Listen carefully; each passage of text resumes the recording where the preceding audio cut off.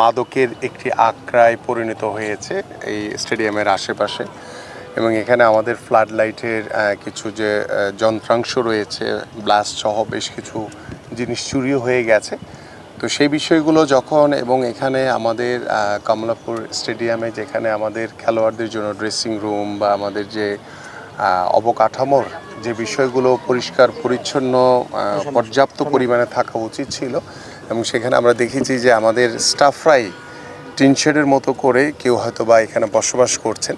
তারা হয়তো বা নিরাপত্তার স্বার্থে করছেন। বাট যেহেতু এটি একটি স্টেডিয়াম, আমরা স্টেডিয়ামের মতোই দেখতে চাই। তো ইতিমধ্যে আজকের এই যে গত দুদিন আগে যে চুরির যে ঘটনাটি ঘটেছে, সেটি যখনই আমাদের নির্দেশে এসছে এবং আমাদের এখানে নির্বাহী পরিচালক রয়েছেন আমাদের এনএসসির, তাকে নির্দেশনা দেওয়া হয়েছে, যেহেতু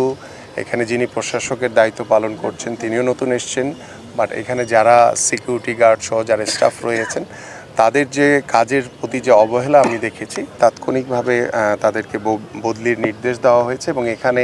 আমরা পরবর্তীতে যাদেরকে এখানে দায়িত্ব দেওয়া হবে তাদেরকে ভালো করে ব্রিফ করে দেওয়া হবে। পাশাপাশি এখানে জনবল বাড়ানোর জন্য ইতিমধ্যে নির্দেশনা দেওয়া হয়েছে, যে সিকিউরিটি গার্ড থেকে শুরু করে এবং স্থানীয় যে থানার যারা রয়েছেন মুগদা থানার আওতাধীন, তাদেরও যে পুলিশের সহযোগিতা নিয়ে আমরা যাতে এখানে কোনো মাদকের আখড়া বসতে না পারে বা অবাধে যাতে কেউ স্বাভাবিকভাবে এখানে চলাচল করতে না পারে, সেই বিষয়গুলো আমরা আরও সতর্কতার সহিত তদারকি করে আমরা চেষ্টা করব যে কমলাপুর স্টেডিয়ামকে ইতিমধ্যে আমাদের বাংলাদেশ ফুটবল ফেডারেশনের কাছে আনুষ্ঠানিকভাবে আমরা হয়তো এখন হস্তান্তর করিনি, বাট আমরা আমাদের নীতিগতভাবে আমরা সিদ্ধান্ত নিয়েছি যে এই স্টেডিয়ামকে ডেভেলপমেন্ট করার জন্য ফিফার একটি অনুদানে বাংলাদেশ ফুটবল ফেডারেশন ইতিমধ্যে আমাদের কাছে যেভাবে প্রস্তাবনা পাঠিয়েছে এবং আমরা এগ্রি করেছি, আমরা খুব দ্রুতই ফুটবল ফেডারেশনকে এই কমলাপুর স্টেডিয়াম আনুষ্ঠানিকভাবে বুঝিয়ে দিয়ে আমরা আশা করি যে তাদের যে দায়িত্ব রয়েছে আমাদের খেলোয়াড়দের ড্রেসিং রুম থেকে শুরু করে খেলোয়াড়দের থাকার যে ব্যবস্থাপনা এবং স্টেডিয়ামের আশেপাশে যে পরিবেশগত যে সমস্যাগুলো রয়েছে সেগুলো আমরা তারা তাদের মতো করে করবে। এবং ডেফিনেটলি যেহেতু স্টেডিয়ামটি জাতীয় ক্রীড়া পরিষদের আন্ডারে, সো আমরা আমাদের জায়গা থেকে তদারকি করে এখানকার নিরাপত্তা, নিশ্চয়তা এবং এখানকার যে সার্বিক যে ব্যবস্থাপনা সেগুলো আমরা আমাদের মতো করে দেখভাল করব ইনশাল্লাহ, আমরা আশা করছি। এবং এখানে গ্যালারির যে পাশে কয়েকটি গেট রয়েছে আপনারা দেখছেন যে সেখানেও মানে নিরাপত্তাহীনতার কারণে সেখানে দেখা যায় যে অনেকেই মাঠের ভিতরে ঢুকে যায়, এবং এখানে মাদকের যে একটি সংখ্যা আমরা দেখছি সেগুলোকে আমরা আরও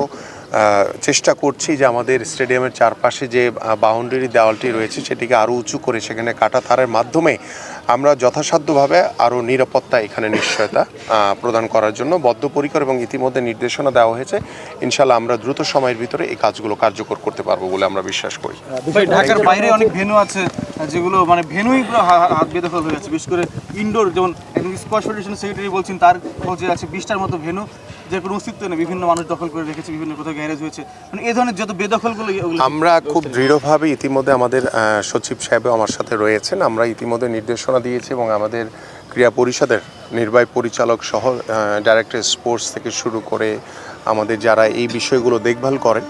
আমরা তাদেরকে ইতিমধ্যে আমি সকল আমাদের যে অবকাঠামোগুলো রয়েছে স্টেডিয়াম থেকে শুরু করে ইনডোর ফ্যাসিলিটিস বিভিন্ন ফেডারেশনের জন্য যেগুলো বরাদ্দ দেওয়া হয়েছে বা বিভিন্নভাবে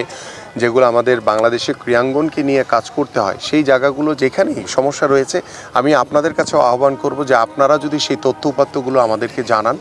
তাহলে আমরাও আমাদের কাজ করতে আরও সহজ হবে, এবং আমরাও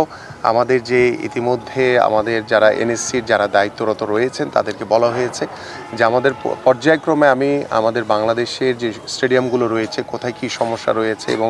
আপনি যে বিষয়টি বলেন যে ইনডোর স্টেডিয়ামগুলো যে দখল করে রেখেছে কারা করেছে সেটা তথ্য উপাত্ত যদি আমাদের নজরে আসা মাত্রই আমরা সেগুলোকে দখলমুক্ত করে এটি যে আমাদের যে যাদের জন্য করা তাদেরকে আমরা সেই কাজগুলো সুন্দরভাবে বুঝিয়ে দিতে চাই। প্রতিমন্ত্রী একটা বিষয় হচ্ছে গিয়ে আপনি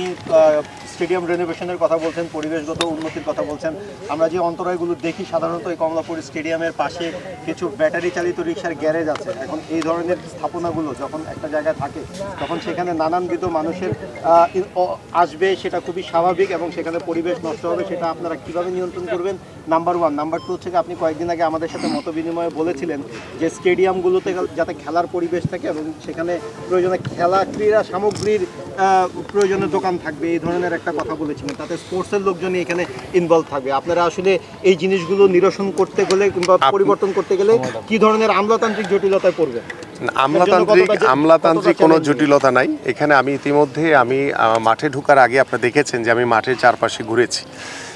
মাঠের চারপাশে ঘুরে আমি যেই দৃশ্য দেখলাম, যেটি আসলে আমাদের ক্রিয়াবান্ধব পরিবেশ না, এবং এটির জন্য আমি ইতিমধ্যে আমাদের নির্বাহী পরিচালক আমাদের দৌলত সাহেবকে আমি বলেছি যে